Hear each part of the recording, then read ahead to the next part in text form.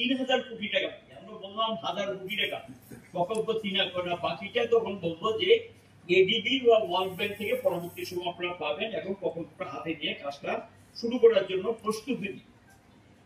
এখন পর্যন্ত যেটা শোনা যাচ্ছে ডাবল ইঞ্জিনের সরকার, কেন্দ্র বিজেপি সরকার, রাজ্য বিজেপি সরকার 490 কোটি টাকা কেন্দ্র থেকে 490 কোটি টাকা তারা কেন্দ্র থেকে পেয়েছে।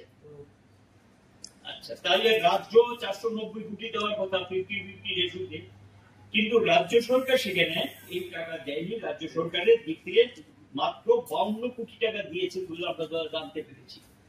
52 কোটি, তাহলে রাজ্য সরকার বাকি অর্ধাংশ টাকা যেটা দেওয়ার কথা সেই টাকা দেয়নি। কাজে 1,000 কোটি টাকার যে কথাবার্তা চলছে, এটার ব্যাখ্যা কি সরকারকে দেওয়া উচিত এবং এটা পরিষ্কার করা উচিত। তাহলে এইটা আমরা মনে করি যে টাকাটা আদায় করতে পারলেন না, নির্দিষ্ট সময় প্রকল্প না করাতে আমরা যতটুকু জানি এই টাকা তারা আদায় করতে পারেনি এবং এই রাজ্য সরকারও সেই টাকা নিজেরা যোগান দেয়নি।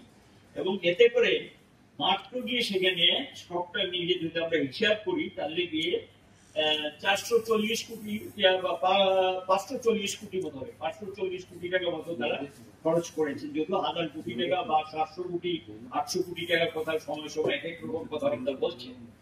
এই যে প্রকল্পটা স্মার্ট সিটি, এখানে তো অগ্রাধিকার ছিল ফুটপাত নির্মাণ এবং ফুটপাত থেকে জবরদখল মুক্ত করা, জল নিষ্কাশনী ড্রেন গুলোকে উন্নত মানের ড্রেন করা যাতে দ্রুততার সঙ্গে জল নিষ্কাশনী ব্যবস্থাটা উপযুক্ত আকারে করা যায়, পার্কিং এর ব্যবস্থা করা, গাড়িগুলি যাতে শহরে যানজট তৈরি না হয় তার জন্য পার্কিং এর ব্যবস্থা করা।